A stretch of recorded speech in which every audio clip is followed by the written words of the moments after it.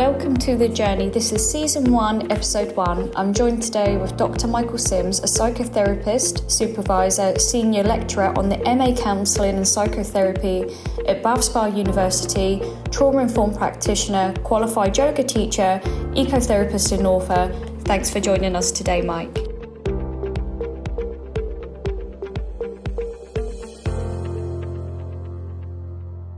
Wow, makes me sound important, doesn't it? It sounds, but I honestly think that when I asked you that, I think that there's probably about 50 other things that you could put under that because you've been around for years. Yeah, well that is true, yeah. So Mike, I'm going to start out the cannon just to get you really fired up for your podcast today. So, Ireland or Scotland? Oh, that's a tough No, one. but you've got to pick. Oh, that's a real tough one. Ireland or Scotland? It's got to be Ireland, that's my roots are Irish, that's where the family's from, so yeah, Ireland. I understand that. Okay, Carl Young or Carl Rogers?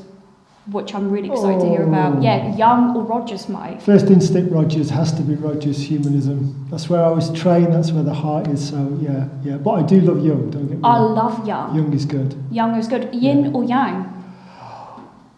Oh, I'm male, so it has to be Yang. Oh, I was hoping that you wouldn't really know that, but yin and yang is so interesting because it's the polarity between opposites. Yeah. Batman or Robin? Oh, Batman. I'm Robin. Really? Yeah, I thought you were going to pick God, Batman because I see myself as Robin. No, Batman had a better suit, didn't Piece of cake. He did have a bit of... Well, actually, I haven't even got a suit, but you're Batman, I'm Robin. Okay. Piece of cake or a piece of wisdom? Wisdom. Always. I knew you were going to say that. Wisdom, definitely, yeah. And on the back of that, Mike, I want you to introduce, if you can, in any way that you want to, what was your introduction into counselling and psychotherapy? Right, well, it's been a long journey. I guess, even as a small kid, I don't know if I was conditioned that way or it was just part of what was happening in the families, but I was always curious. I was always interested in other people. I was always helping people. My grandfather was in a wheelchair and I was always pushing him around. So there was always that kind of drive in me to help other people. Went to Australia, lived out there for 9 years, and I was working with street homeless people, kind of working on the back of some of the street workers out there as well. Came back to England and started working with street homeless again in Banbury and in the south of England, and then I had a lot of colleagues around me at the time just saying, isn't it about time you actually just decided to be a therapist and do it properly? Mm-hmm. So went to Southampton City College, kind of blagged my way onto the course. That's so bad that you say that because you ran that course. Yeah, it was a good course. It was a really good course. I'd had years of training in other areas, but I did my training at City College with a fantastic trainer, and that was it really. She was very passionate about Carl Rogers, the humanistic approach, the person-centred approach, and I was just hooked, line and sinker from that. And then it was just the trajectory, and then it just snowballed, and then before I knew it, I was teaching on the course, I was doing teacher training, I was off to university doing my PhD, and then I am where I am now. Amazing. Would you change anything in any of that? No. I didn't think that you would. No. Everything I think that has shaped me or who I am today, good or bad, is what it was supposed to be. And now you're here, and I was saying this just in the just before we had you on as a guest, but you sit on such a fountain of knowledge, and that's why I wanted to have you here, because we know that therapy is not always accessible, and this is about helping as many people as possible. So on the back of that, Mike, it's so interesting to hear your journey, but now we nosedive into spirituality, and I think that this is really common, lots of people dipping their toe in, but what I really want to know from you is how and why did the shift come in? What, into spirituality? Yeah. Spirituality's always been there. Religion's always been there. I was very fortunate as a child because my parents weren't particularly affiliated to any particular religion, but I was kind of around religious people. And I learnt about Catholicism, I learnt about Christianity, but it was always on the surface. I was never particularly interested in the kind of the ritualisation of it, the kind of the organisational structure. It was always that kind of mysticism, the underneath, the kind of the thing behind the religion. So it was, yes, these are all the words, but actually there's something happening behind that. And as a kid and as a young adult, I had moments, mainly out in nature, where I felt a deep connection to animals, to the countryside, to people, to kind of trees or whatever it was. There was something, there was a pull, and I experienced certain things. I can't really explain what they were, but they were beyond what this is. Yeah. And it kind of spoke to me, Yeah. and it felt exciting, and it felt loving, and it felt warm, it felt nurturing, and it held me, and it felt safe. Mm-hmm. And to me, that was spirituality. There was something I was connecting to, something was calling me. Do you know what I mean? It's like connecting, and because of that, I don't know, I just felt a sense of contentment with it. And that contentment, that sense of centeredness, I didn't understand what it was, but I knew what it felt like. And I think when we work with psychotherapy and counselling, especially kind of with a humanistic approach, it's all about feelings. It was all about emotions. It was all about the body. It was all about the mind. And kind of spirituality just sat underneath there. I was never explicit about it because you've got to be careful with spirituality, especially kind of in the modern age that we live in now, especially from the 19th century into the 20th century. Now we're in the 21st century.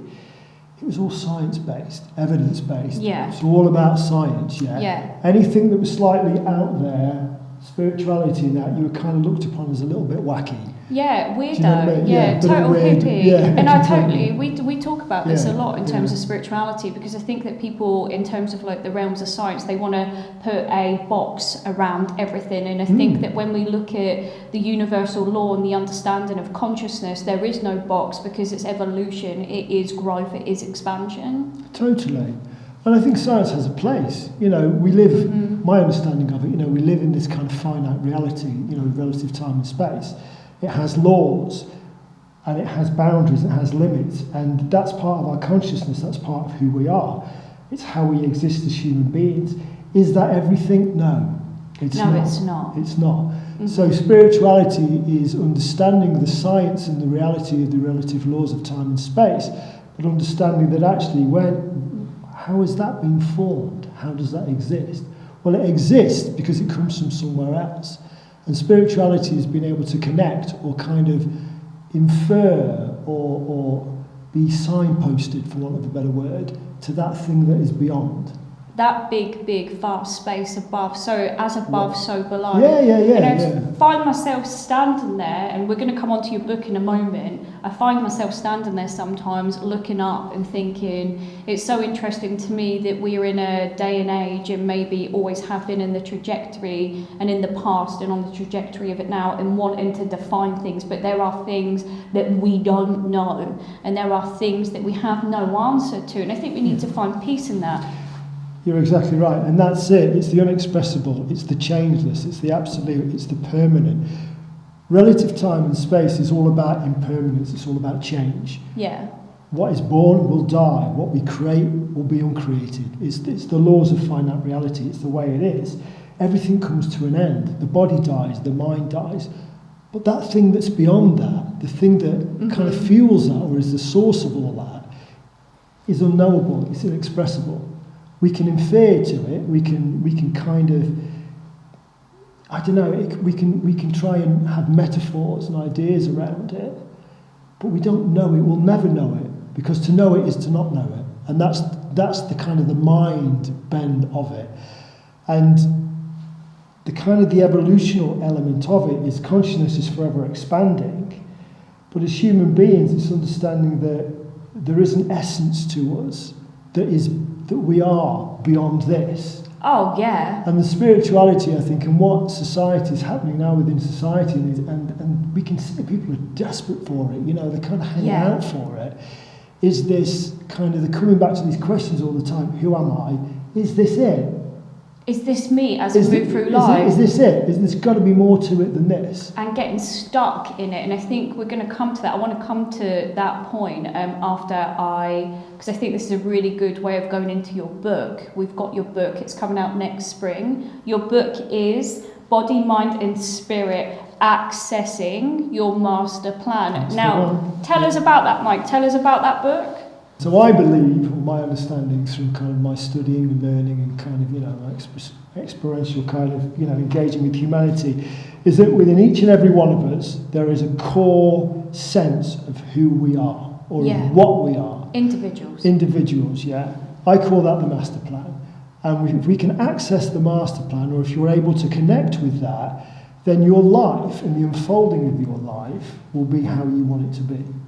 So there's processes of free will, but free will is that's a misnomer in itself, because if we are going to take into consideration that there is a divine plan, or there is this kind of source of everything beyond us, then this source of everything beyond us is not a creator as such, but it's a driver, it's a force. So if we go back to humanistic therapy, back in kind of Rogers's ideas, this idea of the actualization, the actualizing tendency. Now, that kind of is synonymous, if you like, with kind of the spiritual drive, or the essence of the human being, or the essence of creation. And that, like you were saying before, is forever expanding or forever growing. So the master plan actually is part of that.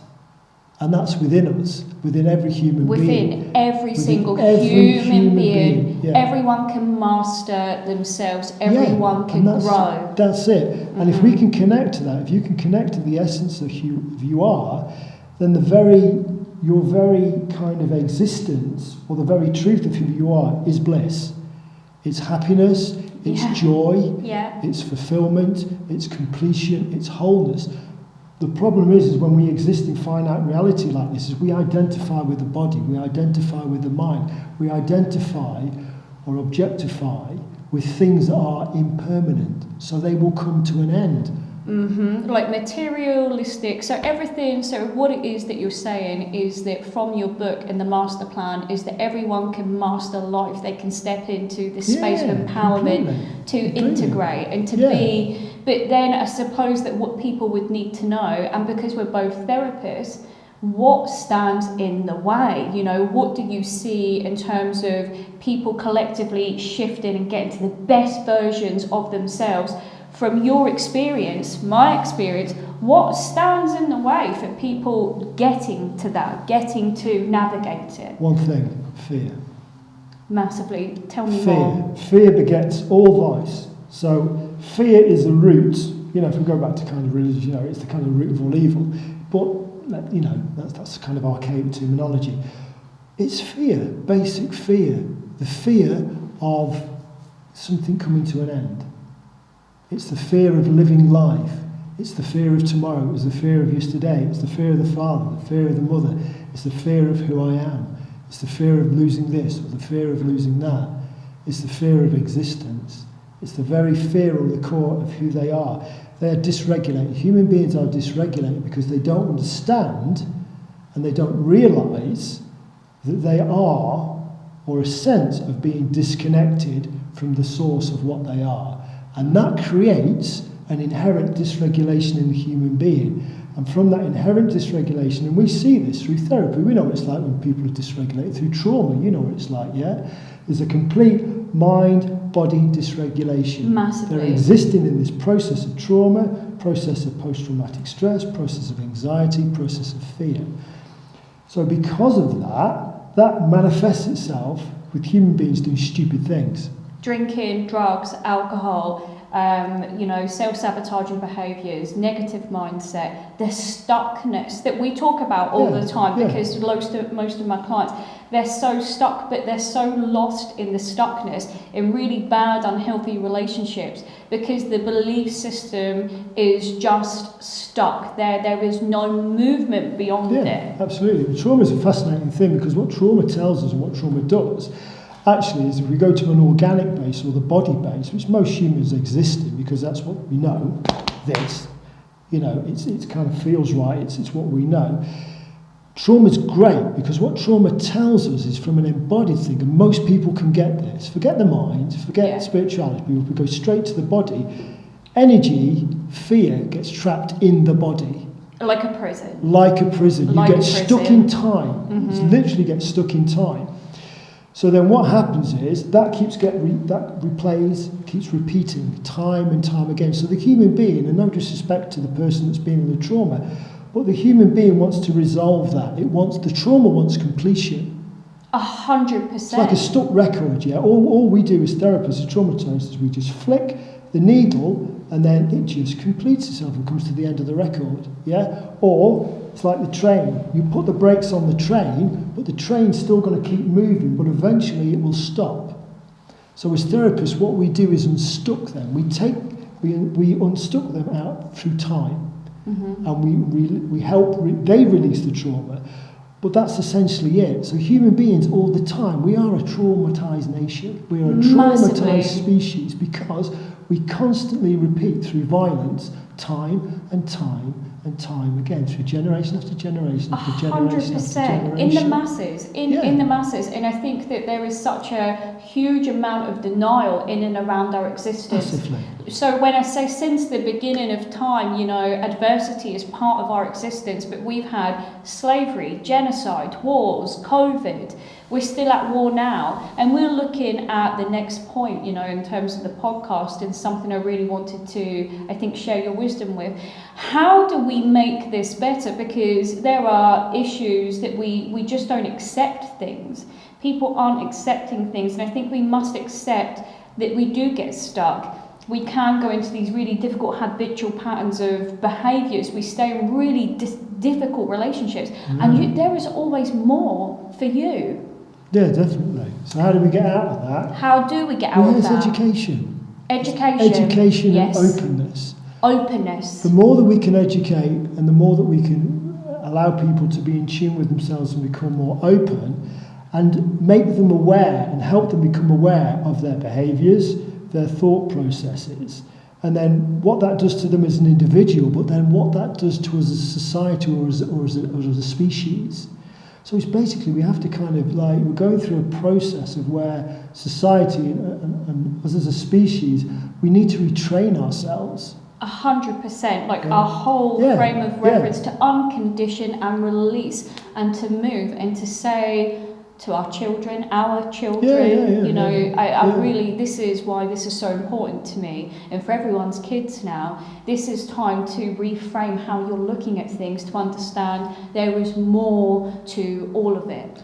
Oh, totally. And I think, I see it in my kind of general social circles now. My kids go to school and kind of, they associate with other children and kind of associate with their parents. And what's interesting is that, 10 years ago, people weren't considering this, but they are now. And even the average person, or whatever they are, but, just the average Tom or your average Joe or whatever, they are considering this stuff. Yeah. And they're talking about it. Mm-hmm. We've still got very archaic structures within the educational system, within the institutions, within the medical model, because they're very stuck in very archaic old ideas.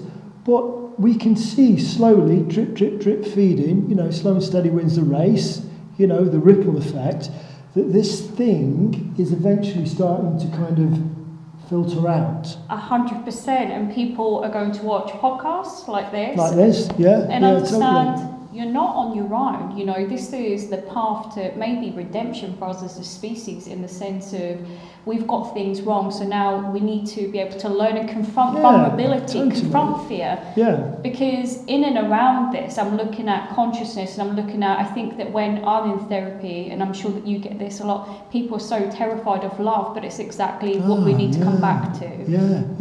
And I think that's a good point, because actually, we're talking about when you get to the essence of who you are and you experience that, and you've worked through all your trauma, you've worked through all your past issues, and you found that sense of peace or connectedness with that kind of essence of who you are, that's love. That is love. That is love. Yeah. And that then radiates out to yourself, but it has to start with you. Reflection, self-reflection of the inner world to fix this and inherently develop, I think, that love for the self. And I think people are like, that's selfish. And I'm like, no, it's not. It's the path to get it right for you, because if you can work to that and connect to it and align it, then you extend it out and it becomes external. Massively, and this is a misdirection, and this is where I think the the species struggles or the existing systems around us struggle is because part of us thinks, to be ethical, to be kind, to be considerate, we should not be selfish. Absolutely we should not be selfish. But what people have done is we've created this idea of selfish, and we've misconstrued that. But what actually is, it's not selfishness, it's selflessness, self-care. But people look at self-care and selflessness and have kind of put this kind of rubric or kind of umbrella over the top. That's selfishness. If I consider myself or if I look after myself, then I'm being selfish to the disregard of other people. That's rubbish. It's shit. Absolute rubbish. You have to consider yourself first. You have to come back to self to begin with. And we know as therapists that if we're not on top notch or we're not firing on all cylinders, how can we be the optimum therapist to help that person? We can't. Can't do it, can we? No, we can't. And I think I've learned the hard way with all of that, in this self-care thing for us as individuals. And this is nutrition, this is movement, this is hydration, this is sleep. This is being able to meet your basic needs and to work from like a cleansed space as much as this world will offer you, so that you can show up as the best version of yourself for you, and then your kids, your partner, your friends. Yeah, I mean it's so simple, isn't it? It's not rocket science. I know, but it is so simple. But then I feel like what I definitely identify. I remember saying this to you. Remember the block of flats that said. Yeah. People are trapped. People are really trapped in real, they drink, they associate connection to alcohol, they go out and drink, they have superficial engagement, and every single person that sits in front of me, and I'm suspecting the exact same for you, all they want is to be heard, seen, accepted, loved, cared about, and to have that in all their relationships. Yeah, for sure. But they do these dances with, things that just don't align to that, and it's so frustrating for them. Self-harming all the time. It's 100% self-harm. I'm really glad that you're here because you really go in with a punch. No, it's 100% self-harm, and I think people need to hear that. Yeah, it is. The whole of our culture and our society is just a body of self-harm. It is. Yeah. What with alcohol, with addiction, lostness, fear. Everything. Mindset, self-harm. The complete disregard for the self in whatever way, shape or form it is a form of self-harm. So if you drink, self-harm. Smoke, self-harm. Over-exercise, self-harm. Over-sex, self-harm. Say horrible things to yourself, self-harm. Hurt yourself, self-harm. Whatever you do that's detrimental to your body and your mind, in whatever way, shape or form, it's self-harm. Mm-hmm. But we're conditioned as a species to think that that's acceptable.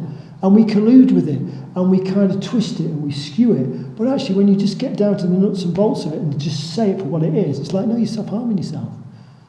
And that's how we work, isn't it? Yeah. When you're not being kind to yourself, when you're not considering yourself, when you're not putting the right things in your body and the right things in your mind, you're self-harming. 100%, and you're always going to do it because we're habitual in our cycles and the way that we come at life as people. And it's really hard because I say to people, the person that is dragging themselves down now, it's not your trauma, it's you've become it. You're the trauma now. Sure. Yeah, you're working from this massive wound and you are not prepared. You need to move beyond it, because if you don't, you're going to stay in pain. Massively. Victim.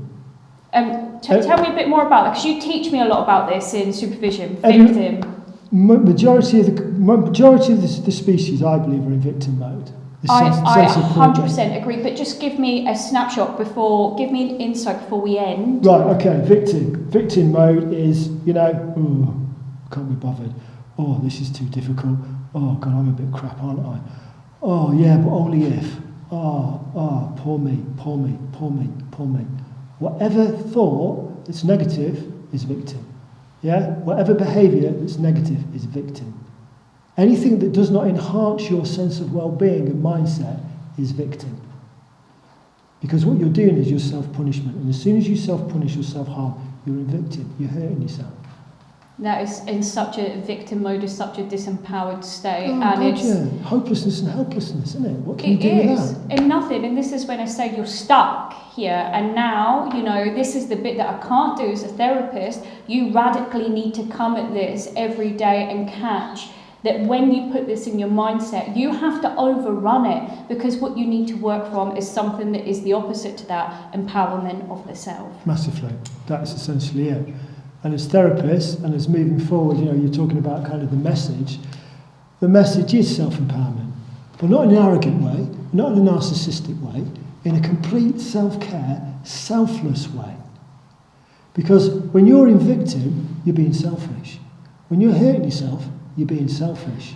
That's so powerful. And when you're hurting other people, you're being selfish. Yeah, you are. That's being selfish. It is being really selfish, because like if you, I always say, and I said this when I was being interviewed by Chris, and we've got Chris and Tom behind the cameras, that if you don't self-reflect and look at how you're showing up in this world and, you know, your own behaviours and what it is that you're putting out, it is selfish for you to do that, because if you're not doing this kind of work that is out there, you know, you're not on your own, people aren't on their own, and you can grow, you can expand, you can evolve, and you can work from a space of integrity. And I think integrity is such a powerful word, and I think it's something that we all need to come back to, because we do need to be considerate of other people and how we are responding, totally. you know? We do. But we can only do that by first going back to ourselves and being considerate of ourselves. 100%, and that's when it really looks at, you know, those kind of, that ability within you to meet your own needs and to really look at the people don't want to look at the things that they do that are wrong, and none of us are perfect. Shame. It is shame. They don't want to talk, like, and I say shame is shame, and obviously when we go through things like grief, sadness and anger, it's painful, isn't it? You need to look at that stuff. But it's hard, isn't it? It's really hard to look at. You can understand why people don't want to do that. It's painful. It's so painful, but pain is part of life. It is, but it's also terrifying as well. It is really scary. I can't say that it's not. I've had my own journey in therapy with things like that, but it's authenticity, and I think it's really collectively understanding that to exist in this world, whatever this world is for us as individuals, is that you have to look at these bits to always work from the best place that you can, and then you start to connect to spirituality from what I believe. Exactly. Yeah, because it's a boomerang effect. I read that in a book. What you put out is what you get back, and that's true. The law of karma, basic law of karma. If you throw goodness out there, it will come back. You throw rubbish out there, it will come back. You hurt others, you'll get hurt. You hurt yourself, it will just come back, others will hurt you. Yeah, it's really simple, basic law of moral causality, you know, but it's like, but people, unless you study this stuff or you kind of really get into it, most people don't know it. And there's no shame in not knowing it, because our society doesn't teach it. We don't teach our kids like that in school. No, we don't. Why are we not teaching our kids this stuff at school?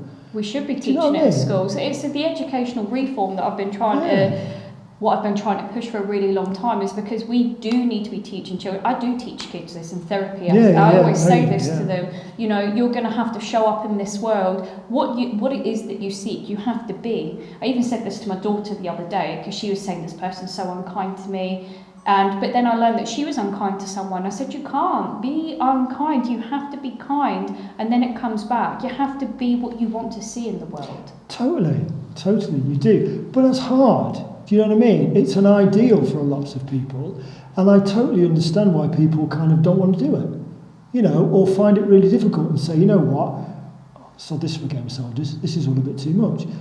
Because we haven't got the right infrastructures and support networks and the education systems around, making it available for people to actually say, okay, I'm going to go on this journey, and I've got these resources behind me. I've got these people, these people have got my back. They understand me. They know where I'm going. They're going to hold me. We can do this together. Yeah. And this is half the problem, is that people a lot of the time feel so isolated and alone, and it's terrifying to go on some of these journeys and really look at. We know what it's like. We've been through it ourselves, haven't we? That kind of heuristic process of really tearing yourselves apart. Yeah. But if we've got the right resources around us, the right people around us, the right support networks in place, and kind of we're doing this as a collective, then it's easier.